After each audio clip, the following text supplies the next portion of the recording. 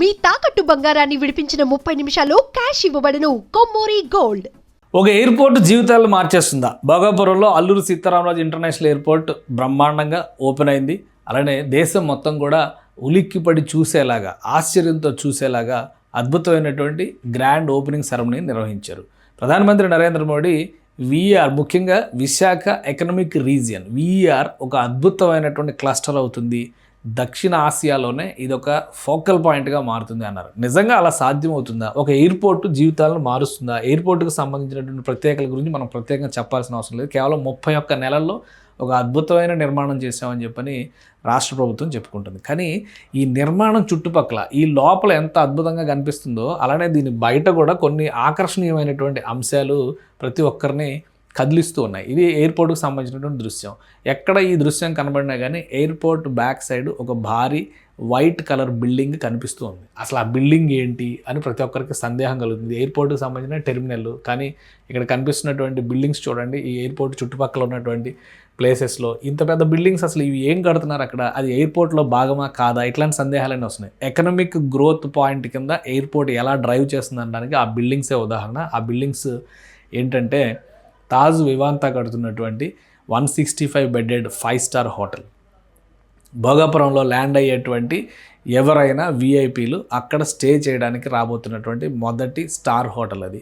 ఇది ఒక్కటి వస్తే అభివృద్ధి జరుగుతుందా అంటే, భోగాపురం చుట్టూ ఒక అద్భుతమైనటువంటి క్లస్టర్ డిజైన్ జరిగింది. ఆ క్లస్టర్ డిజైన్ ఏంటనేది మీకు ఒకసారి నేను చూపిస్తాను. ఇది ప్రస్తుతం ఉన్నటువంటి విశాఖపట్నం ఇంటర్నేషనల్ ఎయిర్పోర్ట్. చాలామంది గుండెలు బాదుకుంటున్నారు, ఎయిర్పోర్ట్ని తీసుకెళ్ళి 50 కిలోమీటర్ల అవతల పెడితే ఏంటి ఉపయోగం అని. ఎయిర్పోర్ట్ 50 కిలోమీటర్ల అవతల ఉండకపోతే సెక్రటేరియట్ పైన పెడతారా?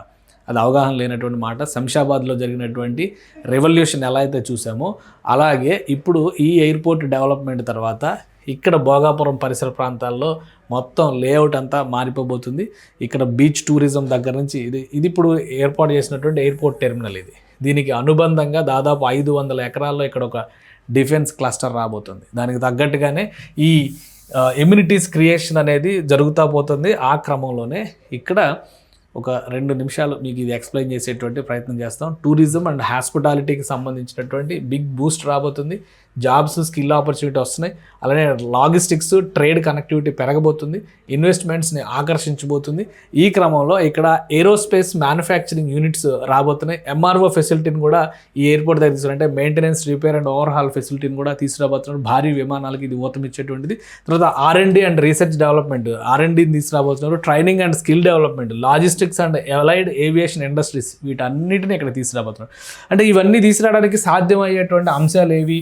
నిజంగానే ఇవి కనిపించేటువంటి, చెప్పేటువంటి మాటలనే నిజంగా జరిగేవా అంటే దానికి ఒక ఆధారాన్ని నేను చూపిస్తాను. ఇది జిఎంఆర్ గ్రూపు కేంద్ర ప్రభుత్వానికి పెట్టినటువంటి ఏరోస్పేస్ డిఫెన్స్ పార్క్కి సంబంధించినటువంటి ఎన్విరాన్మెంటల్ క్లియరెన్స్ ప్రపోజల్ అనమాట.